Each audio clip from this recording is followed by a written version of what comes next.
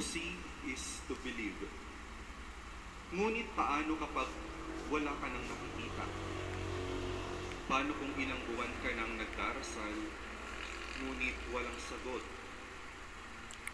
Paano kung gabi-gabi ka nang umiiyak dahil nagsara ang lahat ng pinto at ang lahat ay hindi na nagtitiwala sa iyo?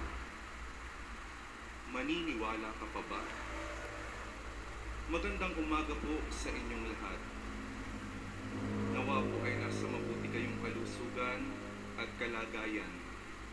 Ngayong linggo po ay pinagdiriwang po natin ang dakilang kapistahan ng katawan ng dugo ni Kristo. At natunghayan po natin sa mabuting balita sa araw na ito ang mga katagang, ang sino mang kumain ng aking laman at uminom ng aking dugo ay magkakaroon ng buhay na walang hanggan.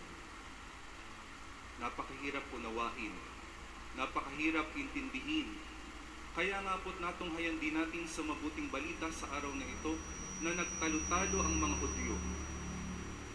Paano natin kakainin ang kanyang laman at iinumin ang kanyang dugo? Mahirap maunawaan, mahirap maintindihan. Kaya nga po't nung ika-8 siglo sa Lanciano, Italia, may isang pari na nagdududa kung nagiging katawan at dugo ba ito ni Kristo. Ngunit ipinakita sa kanya ng Panginoon ang isang himala. Habang kung siya ay nagmimisa, naging tunay na dugo at laman ang ostya na inaalay sa misa. Hindi lang po ito isang beses nangyari, maraming beses.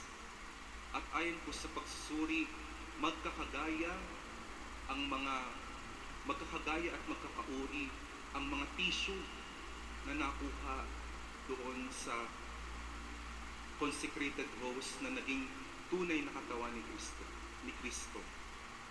Mga kapatid, naniniwala akong hindi lahat ng bagay na mahalaga ay nakikita ng mata.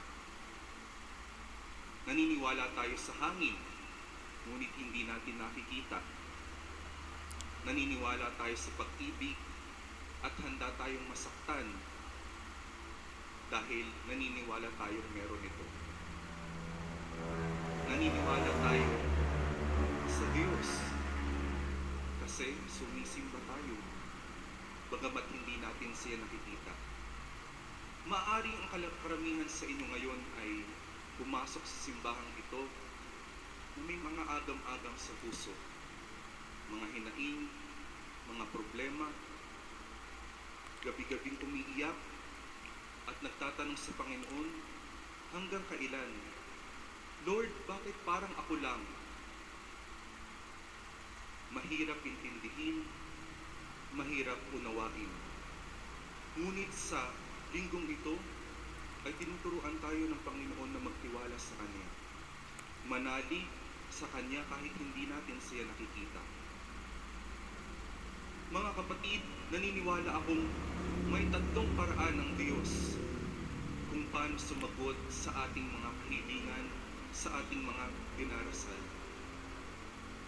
Una ay sasagutin niya ang ating mga katanungan, mga dasal ng sigurado at agara. Ika nga nila, instant. Nagdasal ka at sinabi mong, Lord, sana po sa birthday ko magkameron ako ng ganitong regalo. At nagkameron ka nga. Lord, sana po makapasa po ako sa pagsusulit. At nakapasa ka nga. Instant at agara. Yun po ang una. Pangalawa, hindi niya talaga ibibigay. Mahirap, masakit, pero hindi niya ibibigay dahil may mas maganda siyang plano na nakalaan para sa iyo. Hinihiling mo ang iyong magulang na lumakas si mama, ngunit kinuha niya. Binawi niya. May mga pintong